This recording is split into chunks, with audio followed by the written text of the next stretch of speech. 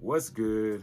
It's Ty Lu, and today we are going to be going over pros and cons on this Destek V6, things that I like and things that I don't. So let's dive in, talk about it. Okay, so first impressions right off the bat, I'm loving this upgraded head strap here. So as you can see, I have my V5 here.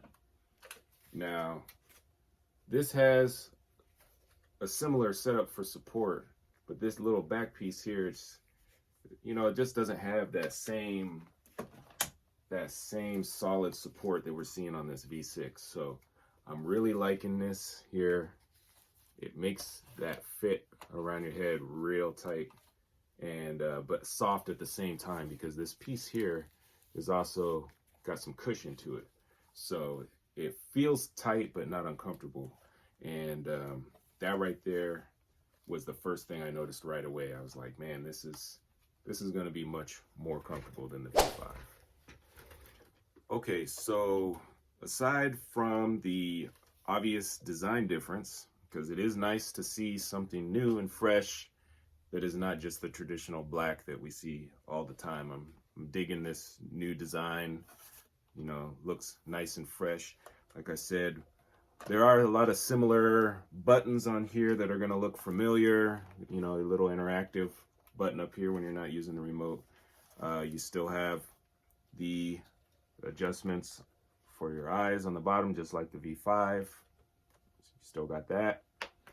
One of the things I noticed that was new was this dial right here. Now, when you adjust that dial, you'll notice now that is huge. That is a big game changer. Something so simple is the reason why I think this picture is so clear. When I'm using the same phone in this as I do with this, I feel like I'm on a whole different level. It is just night and day how much more clear and crisp it is from adjusting the dial so that this slides ever so slightly.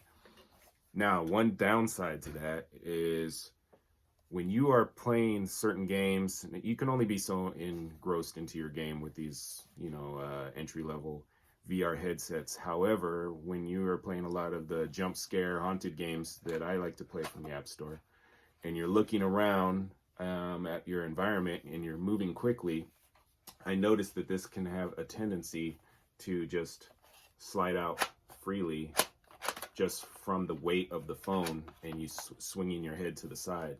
Now, I don't have my phone in there right now because that's what I'm using to record. But I believe that because I have the XS Max, the iPhone XS Max, which is a bigger, heavier phone, that could be part of the problem. Now, if you have a smaller device, it probably won't be an issue. But what I'm thinking is maybe in the future, this dial here can be made to click and lock into place somehow so that it doesn't just rock freely like that. And that could definitely help that, because awesome putting this in, guys. We love that feature. One more thing that I wanted to point out, as far as adjusting this better for different sizes, heads, eyes, we're all different. On the old V5, these adjustments would only move together, so it didn't matter. You have two sliders on here, but it didn't matter if you're only sliding one, you're still getting the movement of both sliders, or whatever these things are called. They both move together all the time. However, this new V6, even if I'm only moving the one side here, you can see this is moving individually. Now, if I move this one, that moves individually. So it's nice to be able to really get specific and custom with making this fit appropriately so you can really get a sharper view.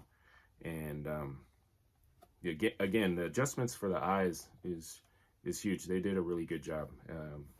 Good job, Destek. Appreciate all that stuff and I'm sure for people who wear glasses and all that stuff too, that really helps get, you know, down to the detail. All right, let's move on. So another feature I appreciate change is the V5's got this weird nose flap thing that's supposed to probably make it more comfortable for you, but it's just really kind of awkward and gets in the way. On this new V6, it really just kind of cut out an appropriate amount of space for all different size noses. We all come in different shapes and sizes, and so they just allow the space for the nose, but also giving you this cushion on the inside to still, you know, make it comfortable here. So it's still comfortable without actually putting pressure on your nose itself. So comfort is still there, and yeah, that's great too. So another good feature. Good on you. Next thing. Now, aside from my different opinions on the fit, the style, because everybody's going to have a different opinion on style and all that stuff. Let me point out one more thing before I move on. I almost forgot. This fit for your phone. The foam in here is much larger than the V5. So it's probably going, the V5, you can see that small little, let me get in the light here a little better. You can see that small little foam square versus this here is much larger to help hold that phone in tight. So that's good. Definitely always want to hold that phone in there really well and don't lose it. But however, yeah, like I was saying, everyone's gonna have their own opinion on whether they like or dislike the design. I'm digging it. It's all good.